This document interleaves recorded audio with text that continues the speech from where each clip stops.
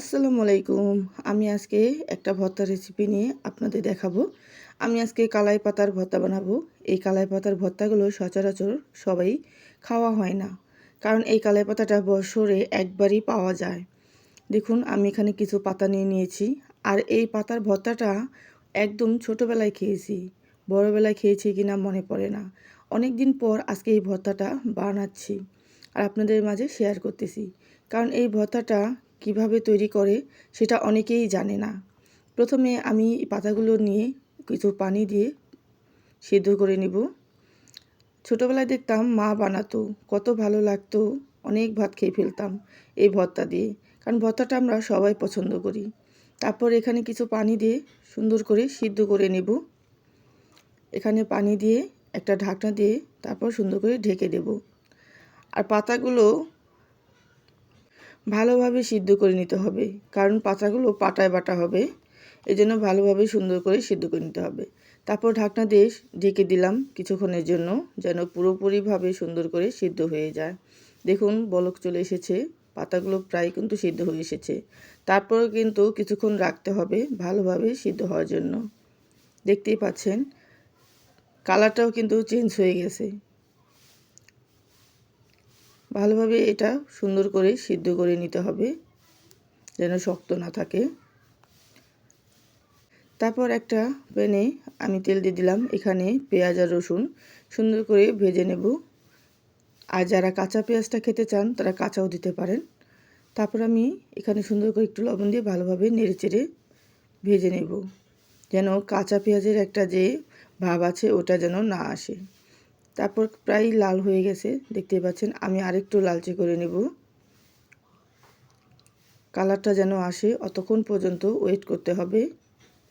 ভালোভাবে নেড়েচেড়ে কালারটা আনা পর্যন্ত। আর এটা একদম অল্প আঁচে করতে হবে, বেশি তাড়াহুড়ো করলে হবে না, তাহলে নিচ দিয়ে পুড়ে যাওয়ার সম্ভাবনা আছে। দেখতে পাচ্ছেন এখানে কিন্তু আমি মরিচ দিইনি, মরিচটা আমি বাটার সময় দেব, এই জন্য এখানে কিছু দিলাম না। তারপর যে আমি সিদ্ধ করে নিয়েছি পাতাটা একদম সুন্দরভাবে সিদ্ধ হয়ে গেছে, দেখতেই পাচ্ছেন। আর এই পাতাটা সুন্দর করে পানি ভালোভাবে হাত দিয়ে চিপড়িয়ে আবার ওই তেলের দিয়ে দিলাম। এটাও আমি হালকা তেলে ভেজে নেব। আর কি পেঁয়াজ আর রসুনের সাথে এই পাতাটাও পানি ঝরিয়ে এটার সাথে ভালোভাবে তেল দিয়ে ভেজে নেব।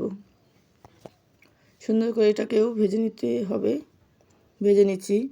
আপনি যদি চান এখানে দু একটা কালো জিরা দিবেন, সেটাও দিতে পারেন।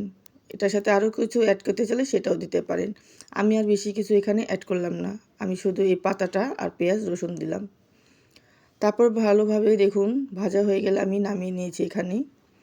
তারপরে এগুলো সব কিছু নামিয়ে নিয়ে একটু ঠান্ডা করে নিতে হবে বাটার জন্য, অনেক গরম আছে, দেখতেই পাচ্ছেন।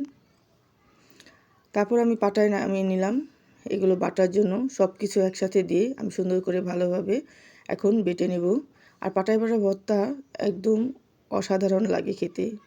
তারপর এগুলো সুন্দর করে ভালোভাবে বেটে নিচ্ছি।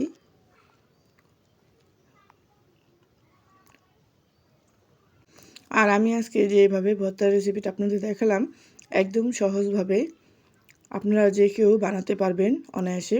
তারপরে দেখুন বাটা হয়ে গেল, আমি ভর্তাগুলো তুলে নিচ্ছি সবগুলো।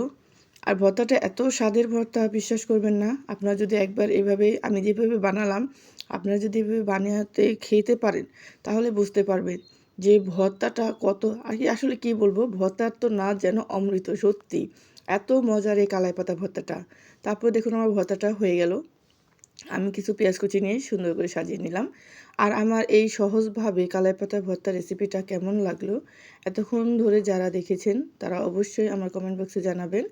আর আমার পরবর্তীতে নতুন ভিডিও পাওয়ার জন্য নোটিফিকেশনটি অন করে রাখবেন। যারা নাকি এই কালাই পাতা ভর্তা বানাতে পারেন না তারাও পারবেন। তো সবাই ভালো থাকবেন, সুস্থ থাকবেন।